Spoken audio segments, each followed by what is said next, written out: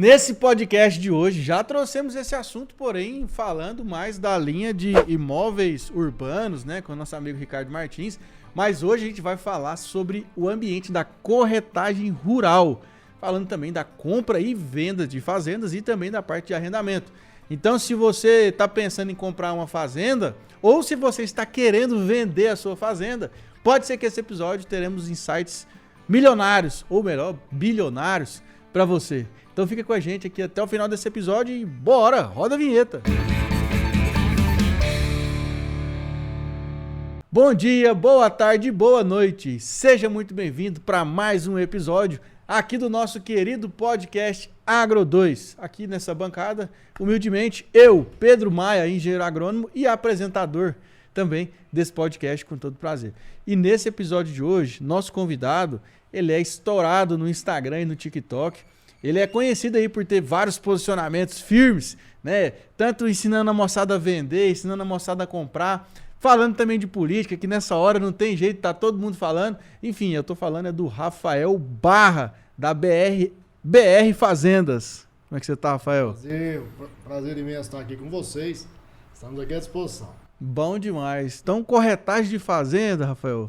Positivo. Hoje nós somos especialistas na compra, venda e arrendamento de fazenda no Brasil. BR Fazendas já há mais de uma década no mercado, com 22 associados em 7 estados do Brasil. Ô, louco. Então, quase todo dia tem uma venda numa fazenda aí. É, quase isso. Rafael, me fala um pouco sobre como que é essa dinâmica, né? Porque a gente escuta pouca história de venda e compra de fazenda no mercado em si, né? Porque geralmente o brasileiro não gosta de vender muito, só gosta de comprar, né? Ou não tem isso? Nós temos aí uma gama muito boa de clientes investidores que até brincam, né? Escritura boa, escritura de compra e nunca de venda.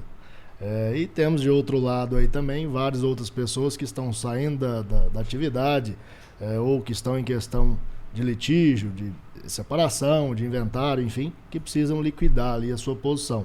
E aí a gente está aqui à disposição sempre para intermediar essa venda. Entendi. Então, e tem muito pepino, então, nesse sentido aí, de inventário de morte, aí você deve acontecer bastante, né? Tem sim. E você já tem quanto tempo de estrada?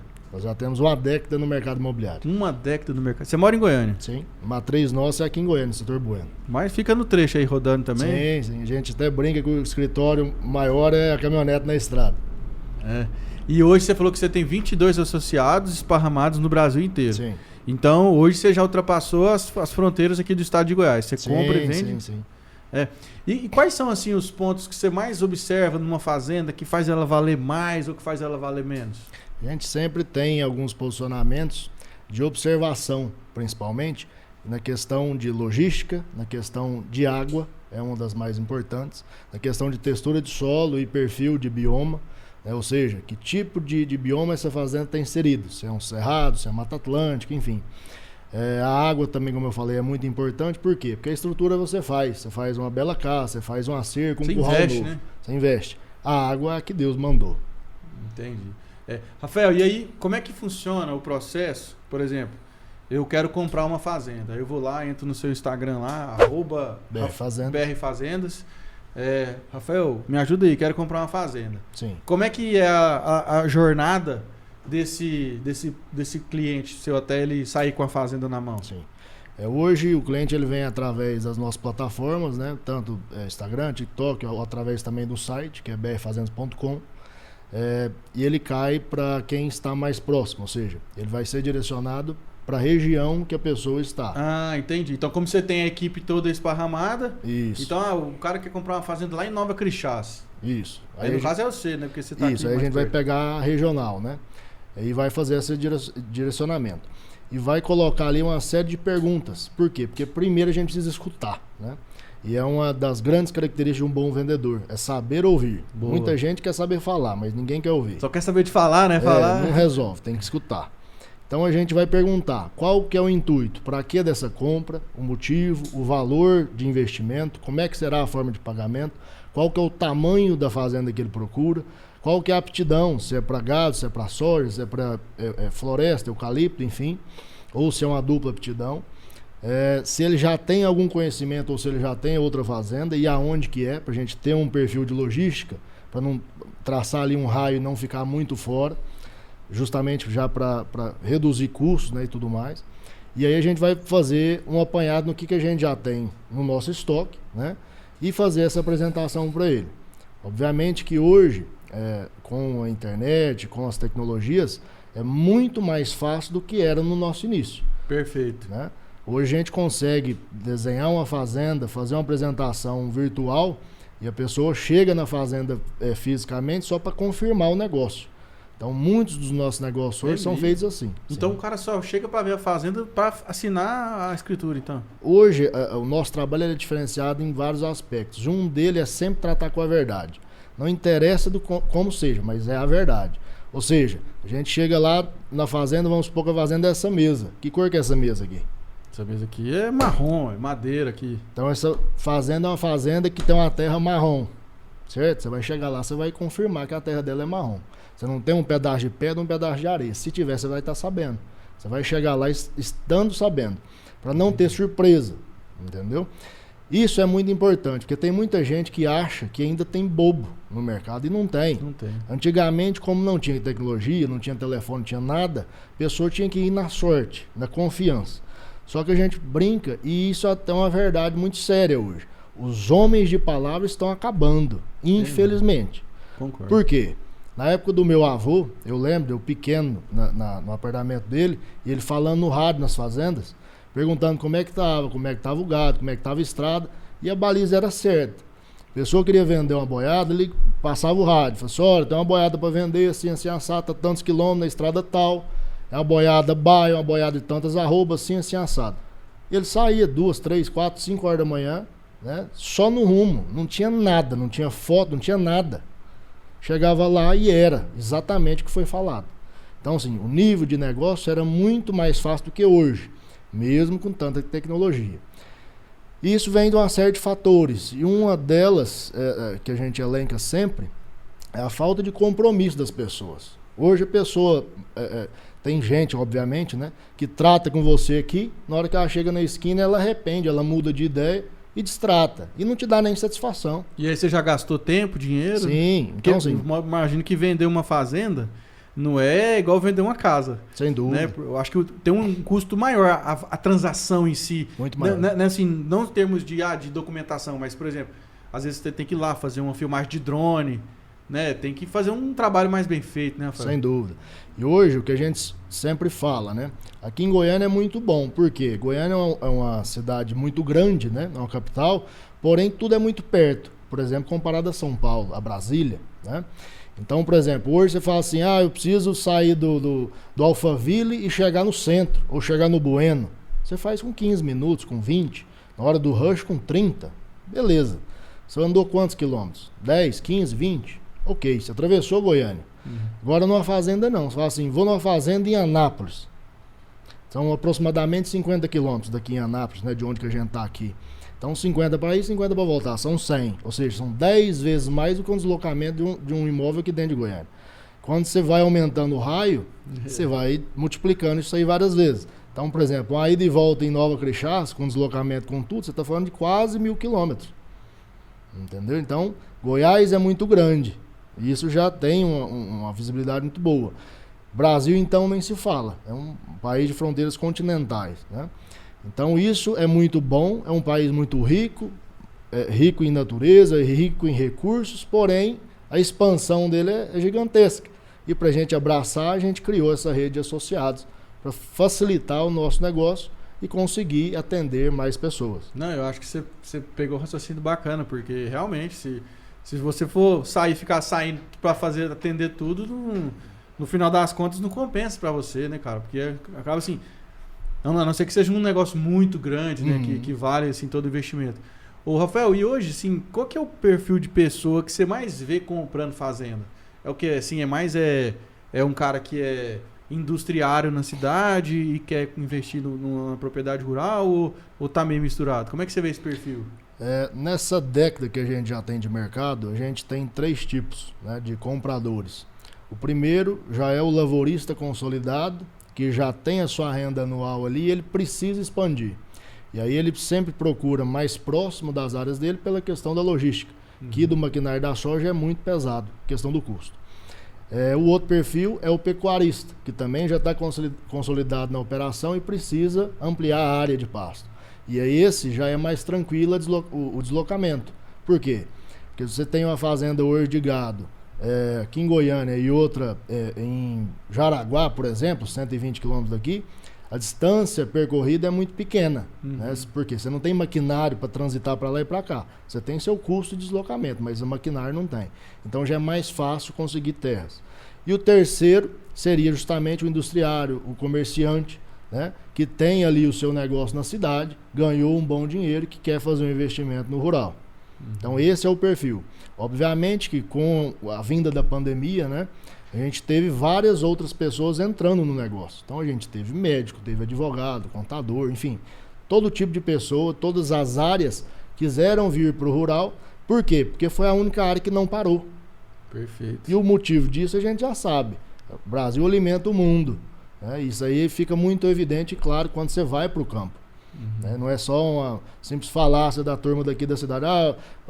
Tudo que está na mesa vem do agro. Sim, mas quando você vai fazendo, você vê isso na prática. Rafael, e cara, é engraçado você falando isso aí, porque eu atendo muito cliente de consultoria, né? Que eu trabalho mais na parte de produção de hortaliças. Sim. E tal. E o que eu mais escuto é o cara falando assim pra mim: não, Pedro, porque eu já tô numa fase da minha vida que agora eu quero descanso, quero sossego. E aí eu vou pegar e vou comprar um sítio. Eu falei assim, então você tá querendo descanso e sossego e quer comprar um sítio? Tem uma notícia pra você. A gente até brinca, né? A fazenda, você vai fazendo e nunca acaba. É infinito. É infinito. E sítio, chácara, piorou. Piorou. Porque você vai falar assim, eu quero uma chácara pro final de semana. A sua despesa já é muito alta, porque quanto menor sua terra, maior sua despesa. Seja com a casa, seja com o peão, com a cerveja, com a carne, com os amigos. E aí, na hora que você chega lá, você vai ter sempre um quintal para você rastelar ou para você capinar, um matinho que nasceu durante a semana que você vai chegar e falar, eu tenho que tirar, que senão a turma vai falar no meu ouvido. E você vai ficando mais com raiva do que aproveitando, na maioria das vezes. Por isso surgiu uma grande demanda por condomínio fechado, de chácaras. Condomínio fechado, lote de 2.000 metros, 3.000 metros. É muito mais fácil, porque a pessoa antigamente falava assim, eu quero uma chacrinha de 5, 10 alqueires. 5, 10 alqueires, trem demais. Né? Na cabeça, você fala assim, é pequenininho, mas vai cuidar, né? São 250 mil metros, né? 500 mil metros em 10 alqueires. Então a gente tem muita essa variação. E os condomínios de chácaras vieram e são consolidados hoje. Hoje você tem uma propriedade num condomínio de chácara, a liquidez é muito boa. Né? Então, como investimento também se tornou um ponto a ser observado. Boa. Rafael, e agora você me falando um pouquinho disso, você já tem uma década de experiência nesse mercado. Agora eu quero que você me conte aqui.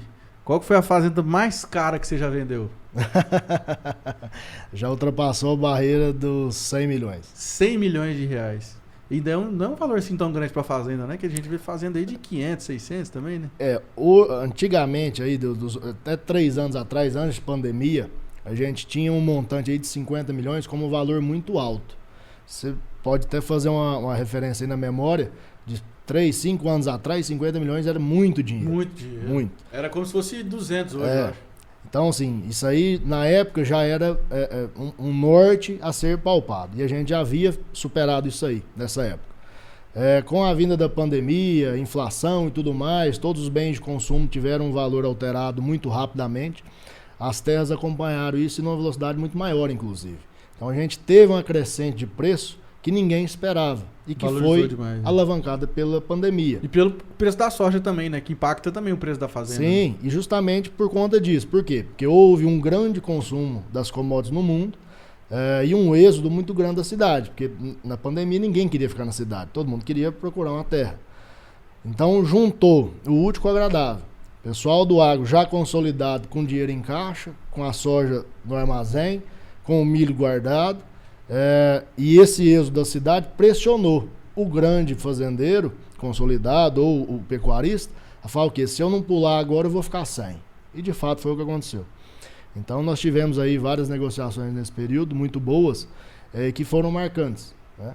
Hoje nós temos aí negociação de 250 milhões em andamento, aguardando trâmites comerciais para ser fechado. Nós temos outras propriedades hoje. A maior propriedade que a gente tem é de 1,6 bi. Nossa! Então, é uma propriedade espetacular. Aqui em Goiás? Não, Mato Grosso. 30 mil hectares. Vai dar mais ou menos isso aí. Então, e outra, propriedade extremamente produtiva, né? Toda a área útil dela é produtiva. Então a gente tem isso aí como perfil. E obviamente, quando a gente fala de acima de 100 milhões, para muita gente é pouco, para muita gente é muito. Então a gente aqui não tá para dizer se é bom, se é ruim, se é muito, se é pouco. É o técnico. Mas que é o que já foi feito, né? Então é baliza do que foi feito, é realidade. Perfeito. Agora, você que tá no mercado aí também, você teve rumores aí, não sei se isso é verdade ou não, que a Piratininga estava à venda também. Nunca esteve. Nunca esteve. Nunca. E ali é um... Todos os boatos que surgem em cima da Piratininga são falsos. Nós temos acesso hoje ao proprietário. E é uma questão que a gente sempre fala, no mercado existe ali aquela corda de corretor, que é o amigo do filho do peão, do pedreiro, do patrão, que é o quê? A pessoa não sabe nem quem que é o dono. Ela escutou falar e sai falando para frente. Vira aquele telefone sem fio infinito. Entendi. E a Piratininga, por ser a segunda maior fazenda do Brasil e ser aqui em Goiás, ela é muito especulada. Sempre foi. Desde quando ainda era... Rede Globo, não era? Da VASP, né? Da VASP. É isso. Não, depois foi sair da Rede Globo, não foi? Não, nunca foi da Globo. Não. A Globo tinha fazenda ali? O que era aqui? A Globo tinha fazenda no Cocalim, no Mato Grosso. Cocalim, isso. Divisa ali, né? De Nova Crixás com Mato Grosso. É o Araguaia, do lado de lá é o Cocalim. É a fazenda da Globo, que também foi a fazenda muito boa, uma lenda. E era muito grande, foi sendo vendida e picada, enfim. Então, sobre ainda a Piratininga, é até um dado interessante. Hoje a equipe da cúpula da Piratininga recebe anúncio dela todo dia. Entrou uma fazenda aqui boa demais, tudo mais, parará. Manda as fotos, manda relatório da fazenda deles, para eles mesmos. Uai! Faz sentido? Que isso? O pessoal não tem noção do que tá fazendo. Não sabe de nada. A gente até brinca. Tem gente que não sabe de vender um cachorro para um bezerro. E fala que quer vender fazenda. Sério? No cachorro pro bezerro. Não sabe nada. Aí esse caboclo aí tá meio mal, hein? Não tá não? Sabe de nada. Nossa. Rafael, mas aí, cara, lá 10 anos atrás, como é que você entrou na corretagem? Assim, como é que foi? Porque você é advogado de formação, você estava me falando, né? Você Sim, fez direito. Minha formação é direito. Eu não advogo. Você não advoga. Não. Mas, eu sei, lógico, tá estourado aí na internet, vai advogado pra quê, né? Mas aí, por que você... Como é que foi isso? Em 2006, eu entrei no curso de Direito. Antigamente era até Universidade Católica ainda, né? Aqui antes de se transformar em PUC. E eu tinha 16 anos. E na época eu era sempre o mais novo da faculdade inteira praticamente. Então todos os amigos da época, tudo mais, eram todos mais velhos. Todos já tinham algum emprego, algum serviço. Algum pai era empresário, enfim. E eu sempre novinho, ainda estava cursando o segundo e terceiro ano ainda, terminando, né? Junto. E aí, falei, gente, eu preciso trabalhar para ganhar um dinheiro, porque como é que eu faço? Estou na faculdade, mas né, sem recurso. E com 16 anos eu fui emancipado, pedi aos meus pais, eu já era muito para frente do restante, uma coisa até engraçada. E meus pais na época, não, você tá certo, você quer seguir, segue. E então eu fui emancipado, entrei para faculdade com 16, com 16 para 17 eu entrei numa empresa como representante comercial. E na época eu vendia purificador de água Europa. Não sei se você vai lembrar disso. Aqueles filtrinhos quadradinhos. Lá em casa tem, pô. Então, era referência, era líder de mercado. É até hoje, eu acho. E aí fiz aí um belo trabalho nessa empresa, fiquei lá alguns anos. Fui subindo na hierarquia da empresa, então vendedor, gerente, depois consegui uma loja, né? Fui promovido ali, a revenda. E aí de 2010, 2011, por ali, nesses meados, meu irmão fez administração, meu irmão também é do mercado, entrou até primeiro do que eu. E aí ele me chamou, Rafael, o negócio aqui realmente é muito bom, igual você tinha falado, pode vir pra cá que o negócio é firme. E aí eu vim para o mercado imobiliário. Na época eu comecei, obviamente, no urbano, que é onde praticamente todo mundo começa. Por quê? Porque é onde você tem mais conhecimento, né? Tem mais volume de gente também, né? Você conhece mais gente que compra apartamento e casa do que compra outra coisa. Uma fazenda. Né? Só que eu sempre gostei muito do rural. Então, comecei no urbano, fui me destacando no urbano, minha primeira venda foi muito rápida. Eu nunca tive problema com venda, até porque eu já vim desse trabalho de porta a porta, trabalho, né, muito mais arrojado. Mais difícil, né? Muito mais difícil. Então o mercado imobiliário para mim nunca foi empecilho, nunca foi nada disso. Sempre foi muito bom. E já entrei, performei, depois passei para uma outra empresa onde eu fui assumir uma gerência. Já era imóveis de alto padrão, né? Então a gente já saiu daquele perfil ali mediano de apartamentos ali de 400, 500 mil para casa em condomínio. Na época, eu me lembro bem, entrava ali no Alphaville às 8, saía às 5 da tarde todos os dias, fazendo negócio, pesquisando, prospectando, conversando. Tinha muita obra na época ainda sendo feita, começando ainda os condomínios. Era muito recente, a gente teve lançamento quando eu entrei, acho que tinha uns 2 ou 3 anos só que tinha lançado a Alphaville. Então era muito recente, tinha muito lote ainda disponível e poucas casas. Então a gente entrava, fazia ali uma certa amizade, um certo conhecimento com as equipes, que na maioria das vezes eram poucas, né? E várias casas das mesmas equipes. E conhecia os donos, ia conversando, tudo mais.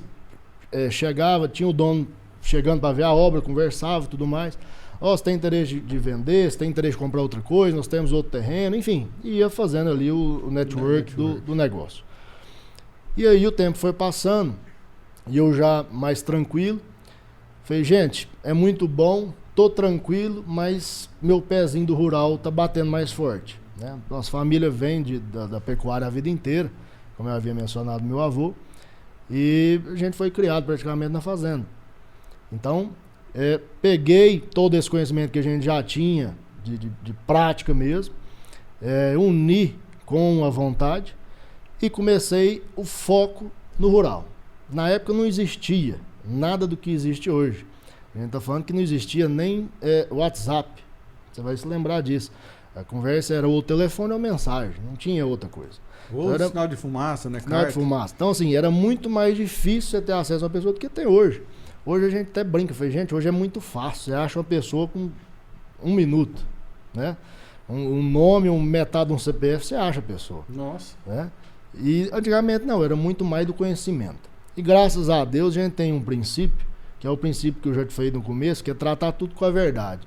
Isso resume em quê? Em nome e credibilidade. Ou você tem ou você não tem. Não adianta. O caboclo fala, eu sou muito bom. Você tem nome e credibilidade? O pessoal acredita no que você fala? Você fez já alguma coisa para saber o que você está falando? E muita gente só fala e nunca faz. Então, são 2 tipos. E a gente, graças a Deus, sempre veio com esse princípio de verdade e de nome e credibilidade e foi se despontando. Então, peguei na época uma primeira fazendinha, fui no dono, inclusive era amigo do meu avô.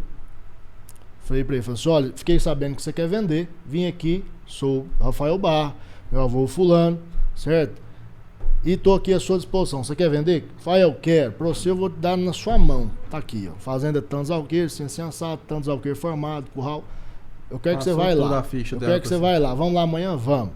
Fomos na fazenda, filmei a fazenda inteira, na época era até muito engraçado, hoje a gente tem iPhone 14 Pro, estabilização, tudo mais, lindo, maravilhoso. Na época era um Samsung, era lançamento da época, mas era uma porcaria, né? A imagem ficava toda tremida, parecia que era um robô filmando. Estabilizador... Gimbal, né? Não, esquece. Microfone direcional. Drone, esquece, nem existia. Drone era o preço do avião. Engraçado, antigamente, você via que as fotos aéreas fazendo, como é que era? Era avião. Era avião de verdade. Né?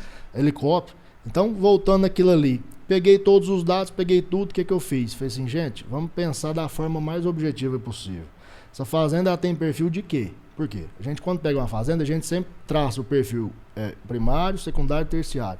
Quem são os principais compradores, possíveis compradores dessa fazenda? E dessa exclusiva, eram os vizinhos. Por quê? O tamanho dela não era tão grande, ela estava inserida numa micro-região de fazendas de mais ou menos o mesmo tamanho, e a pessoa conhecida. Então o que eu falei? Falei assim, olha, nós estamos fazendo um negócio aqui, você vai me dar uma opção de venda e eu vou trabalhar o fulano, o beltrano, o ciclano. Mas são meus vizinhos, conheço eles desde menino. Exatamente. Só que você ofereceu? Não. Então nós vamos fazer. Mas não funciona. Falei, deixa que vai funcionar. E nós fomos porta a porta. Ô fulano, o senhor tá bom, tal. Rafael, chega pra cá, tomar um café. Então, você já entra de uma forma diferente. O rural, ele tem muito disso, ele é muito aconchegante, né? Muito tranquilo.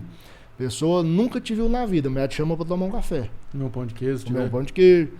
E a gente até brinca, isso aí hoje já virou até um bordão nosso, né? Ninguém é gordo à toa. Sempre que a gente sai pra viajar, eu como um pão de queijo com linguiça, um negócio mais raiz, e o pessoal fica doido. Fala, onde que você tá? Eu quero comer. Mas por quê? Vem da raiz, vem das fazendas, trecho, né? A gente tá acostumado. E hoje a gente tem até um mapinha ali de onde que tem as melhores paradas para fazer. Então, voltando isso aí, a gente fez essa apresentação. Na primeira semana já teve um interessado. E estava ali justamente nesse perfil que a gente traçou. Com isso a gente falou assim, vai, eu já conheço a fazenda tem muitos anos. Não preciso nem ir lá. Minha proposta é tal para oferecer. E de fato a gente fez o que manda o figurino. Proposta na mesa, senta pessoalmente com o dono. Vem cá. A proposta está aqui, você pediu tanto, a proposta é tanto, a gente tem que equalizar isso aqui, forma de pagamento é essa, o negócio está feito. Está feito? Tá, então vamos lá pegar na mão. O negócio de fazenda é assim. Ah, tá feito o comercial? Tá. Agora vamos pro burocrático, pro jurídico. Papeleiro. Né? E aí que a gente vem se destacando cada dia mais, por quê? Porque minha formação é jurídica. Então hoje eu trafego com muita tranquilidade nas maiores bancas de advogados do estado, do país. Né? Por quê? Porque a gente sabe onde está pisando. E são negociações também que são cheias de... Por ser valores consideráveis, né? Milhões e milhões de reais, os contratos são bem mais elaborados, sim, né? Bem mais estudados, né? Tem mais defesas, né? Para ambas as partes, né? E o detalhe, como eu vim também do urbano, a gente já tinha essa questão dos contratos do urbano, né? E veio aprofundando para o rural. Então hoje o nosso modelo de contrato, o nosso tipo de trabalho jurídico, ele é muito bom.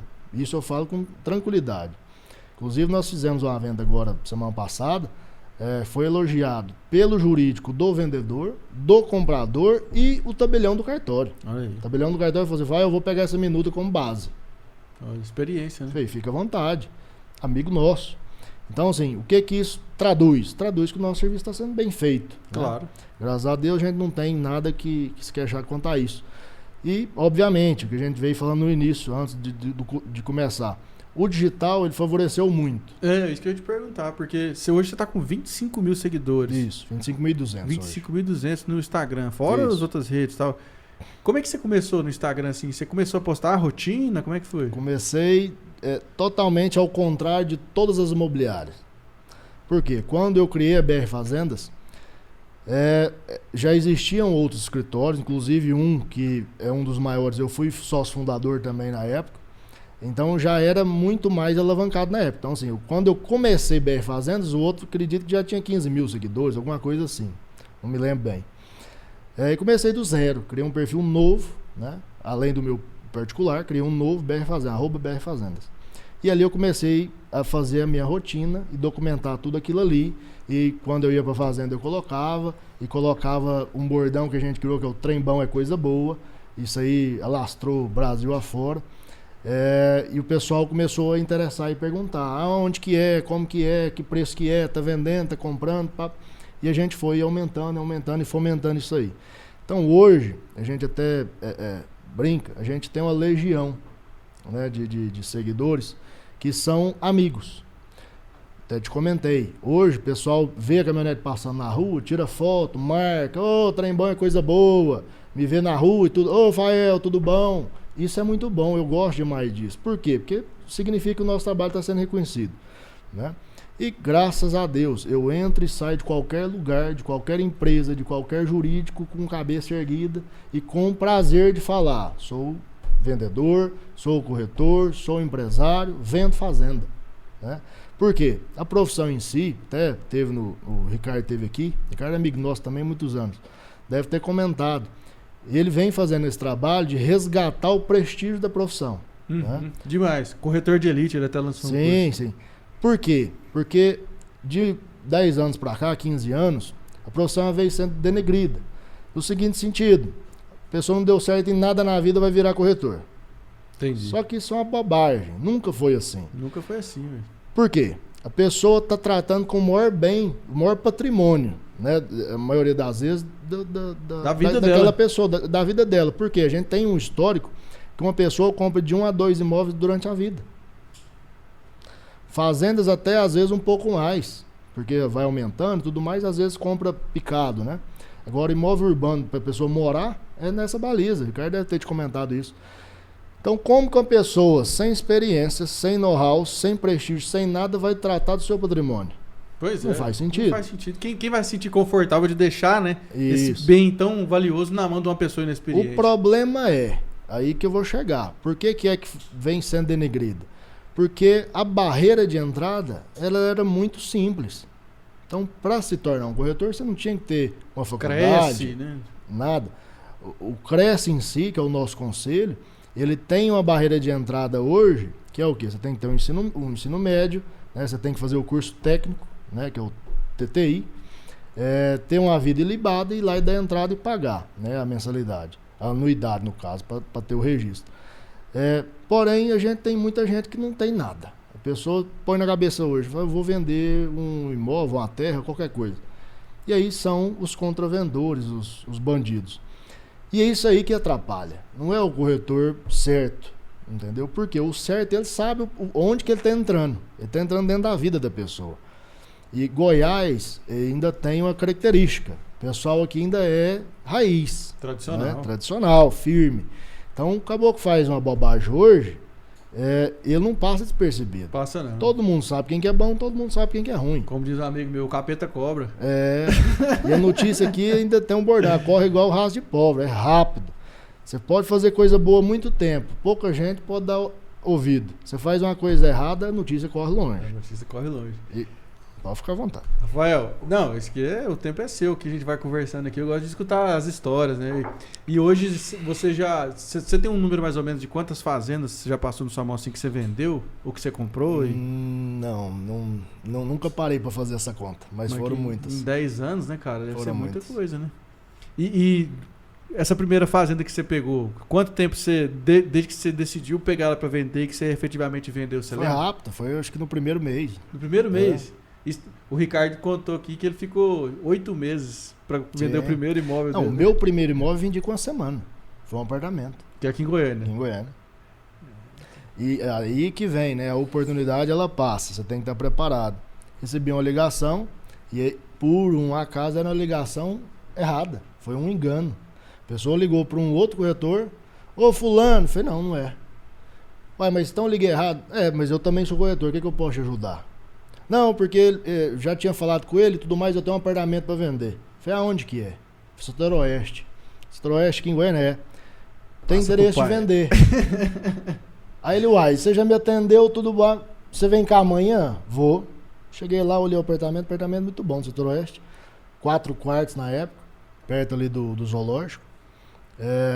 E por coincidência, a pessoa quando ela está decidida a vender, a maioria delas já faz isso aí de praxe.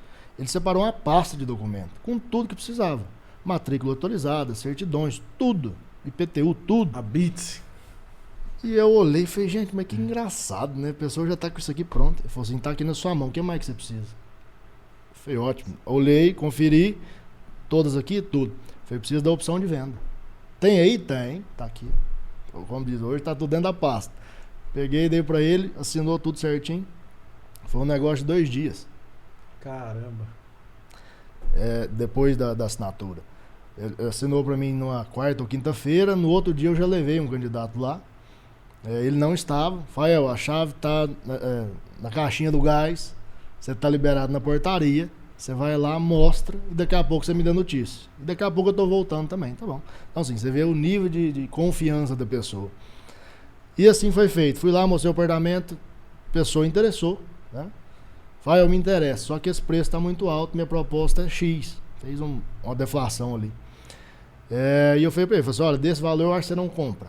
Mas vamos fazer o seguinte, vamos propor. Por quê? Porque eu não sou o dono. Quem tem que falar sim ou não é o dono. E o não você já tem mesmo? E o detalhe, isso aqui que eu tô te falando pode servir para muita gente. Muito vendedor hoje fica com medo. Recebe uma proposta, fala assim, não vou passar isso não, isso é absurdo. Bobagem. Proposta nunca é desaforo, né? A gente aprende isso aí desde pequeno. Então você tem que passar. Quem é o dono que tem que te falar se tá bom ou se tá ruim. Essa vai pro corte. Proposta não é desaforo. Exatamente. Obviamente que você tá pedindo 1 milhão, a pessoa manda 500, aí é desaforo. Aí é desaforo. Eu faço assim, negociação justa, né? Aí tudo bem. Então, fiz a apresentação da proposta, de imediato no telefone ele já me retorna. Vael, chega mais tanto, a gente fecha. E nisso ele do meu lado, o comprador. A gente tava no hall do prédio. Eu falei assim, você demora quanto tempo pra chegar? Eu demoro 20 minutos. Falei, beleza. Passo, aí... Vou segurar ele aqui então. Não, e fui conversando com o comprador. Falei, escuta, já tinha um número na minha cabeça. Falei assim, olha, então portanto você fez, vamos colocar em números aqui pro pessoal entender. É um apartamento de 500 mil. A proposta foi em torno de 420. Ele falou assim, vai, por 450 eu fecho. Beleza. Quando ele me retornou nisso, eu virei pro comprador e falei assim, escuta, você lembra que eu te falei que você não compra com aquele valor, né? Ele, eu já sabia, eu só tô testando. Falei, bacana, só que você tá pronto pra comprar que eu já vi, sua esposa tá do lado e ela já autorizou. Geralmente é a esposa que manda mesmo? Não adianta, né? E aí eu falei pra ele, falei assim, por 470 o negócio é seu, o apartamento é seu. Aí ele virou pra esposa, e aí? A esposa riu. Ou seja, o negócio já tinha sido, já estava pronto, Então já tinha sido feito. Fez uma gordurinha pra cima aí. Quando eu falei isso e ela riu, o negócio já estava feito. E aí eu esperei o tempo dele, questão sim, fração de segundos. Ele, não, bacana, mas você acha que ele não tira mais nada? Eu falei assim, olha, o apartamento é seu, me dá um minuto. Peguei o telefone, liguei pro dono, falei, o apartamento tá vendido. Ele, não é possível, tô chegando aí. Falei, pode chegar. Virei pra ele e falei assim, olha, consegui um negócio espetacular. Nós vamos fechar por 450, você vai pagar à vista, você já me falou, e o dono tá chegando. Nisso ele entra no hall. Ô, Fael, tá bom, tá? Falei, ó, esse aqui é o doutor fulano, esse aqui é o fulano. Pode pegar na mão, o negócio tá feito. Mas como que é isso? Pode pegar na mão, o negócio tá feito, o apartamento agora é por 450, você tá pagando à vista. E você tá vendendo e ele tá comprando, é isso? É. Então tá bom, pegar na mão e ficar naquela situação assim, e agora? Falei, agora é simples, documento dos dois, o seu já tem, que era o vendedor, o seu eu vou pegar, isso era antes do almoço. Às 15 horas nós vamos reunir novamente para assinar o contrato. No mesmo dia. No mesmo dia. O pessoal ficou assim, mas e a certidão? Falei, já tá tudo aqui, atualizado. Tava na pasta. Então aí vai também uma outra dica para os vendedores, né? Quer vender? Já deixa tudo pronto. Inclusive de fazendas, hoje um dos maiores problemas da venda de fazenda é documentação. 90% das fazendas do Brasil tem um defeito de documentação. Algum defeito. Seja ele o CAR, o GEL, o ITR, CCIR. Então, com isso aí eu fiz minha primeira venda. Para mim é muito natural a venda, né? A gente simplesmente aproxima as pessoas. Quer vender, você quer comprar, o valor é esse. E tem uma diferença muito grande de valor e preço. E muita gente não dá moral para isso. Perfeito. Falou tudo. Então, com isso, a gente consegue trabalhar um negócio e fazer uma coisa muito tranquila. Transforma a venda, que é um tabu, numa coisa muito tranquila. Isso é muito bom, tanto para quem está vendendo, para quem está comprando. Nessa venda que eu citei da semana passada, foi exatamente a mesma coisa. O vendedor já queria vender tinha algum tempo, já tinha me ligado, falou, eu quero vender a fazenda. Beleza, beleza. Comprador, eu vi essa fazenda, quero comprar a fazenda. Tá certo, vamos lá? Vamos. Saímos de Goiânia, era 4 da manhã. Então, detalhe, né? Quem quer, faz acontecer. Não fica esperando. Essa questão de horário, para quem é aqui da cidade, às vezes fica até... você tá doido? Foi acordando 4 da manhã, tá parecendo aqueles gurus da internet de 5 da manhã, naquelas bobagens.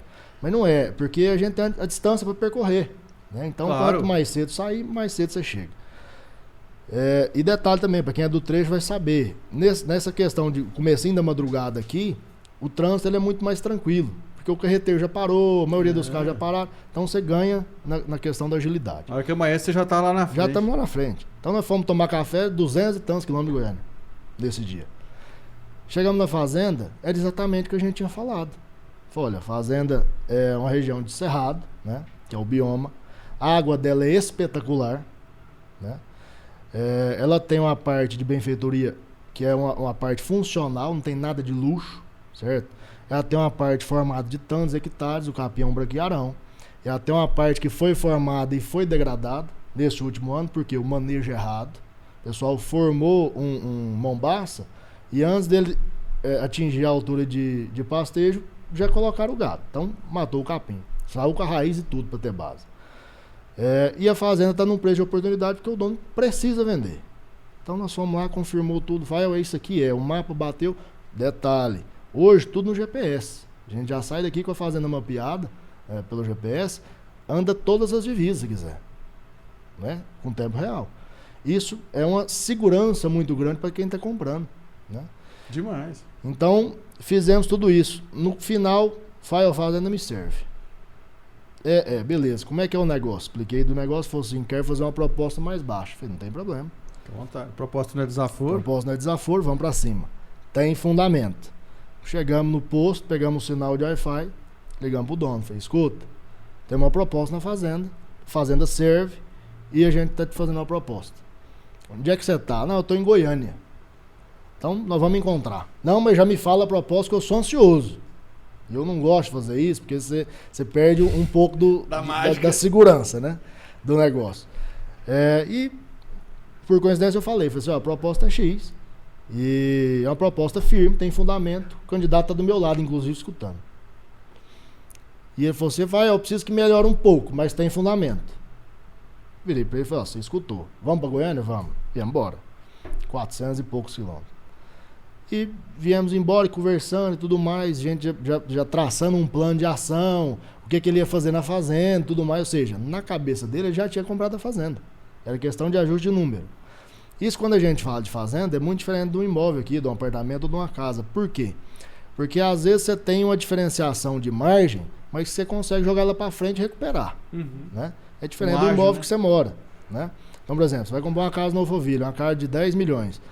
Se você pagar 12, fica um negócio ruim. Se você pagar 8, fica um negócio excelente. Onde é que você tem que chegar? Às vezes no meio termo dos 10, que é o que vale. Beleza.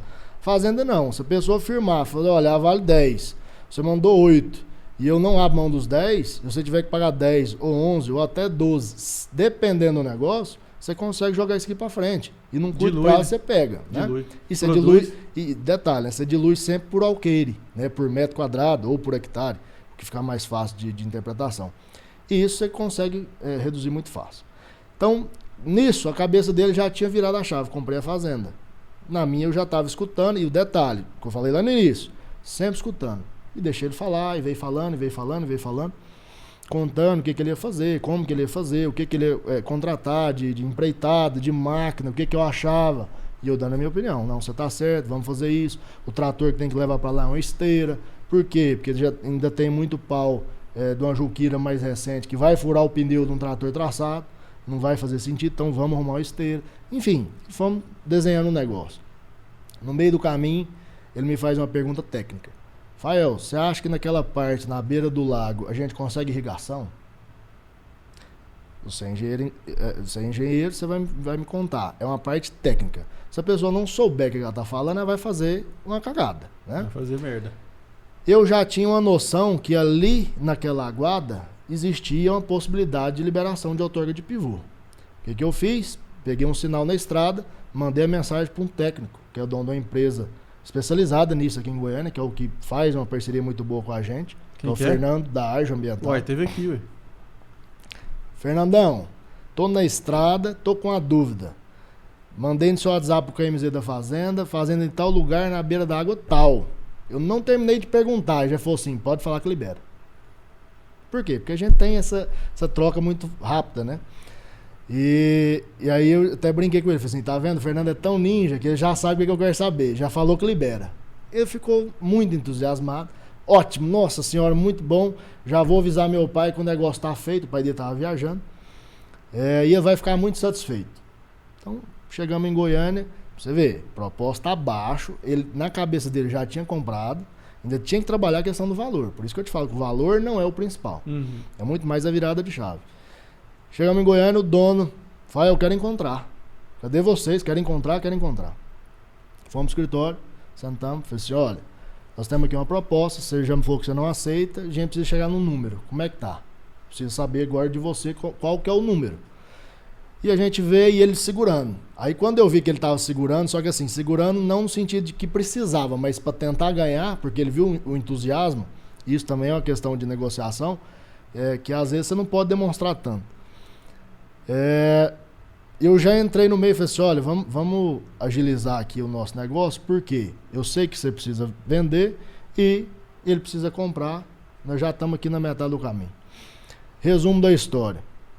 Você faz a fazenda pra gente por X, o comprador olhou pra minha cara, tipo assim, agora você entrou no meio do jogo mesmo. O vendedor olhou pra minha cara e falou assim, vai tirar a responsabilidade dele. Ele falou assim, vamos pra fazer agora, eu faço. Eu virei pra ele e falei assim, levanta e pega na mão. Os dois assustaram de novo, mesma coisa. Isso aí eu tenho vários casos desse jeito. Eles levantaram, pegaram na mão naquele calor do momento e tudo mais. Lógico, já tinha antecipado a questão da documentação e tudo mais. Tinha um detalhezinho outro para ajustar, mas simples.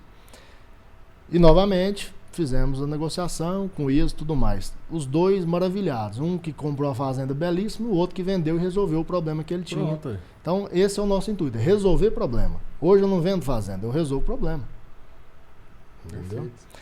E aí tem muita gente que vem através das redes e tudo mais. Fala, mas você só vende fazenda? 99% do nosso negócio é fazenda, é rural. Obviamente que o dono das fazendas, a maioria deles tem envolve condomínio, apartamento, um lote, um negócio. Fala, eu preciso liquidar isso aqui. É óbvio que a gente vai atender, nós estamos aqui para servir, né? E já contei aqui na trajetória, a gente começou no urbano, então eu tenho propriedade para falar. Lote, casa no Alphaville, Jardins, todos os condomínios de Goiânia, na época eu fui especialista, né? E era o que mais tinha imóveis desse tipo à venda. Na época, para você ver, a gente falando do Ricardo, sou muito amigo do Ronaldo, do Leandro, que são sócios dele, enfim.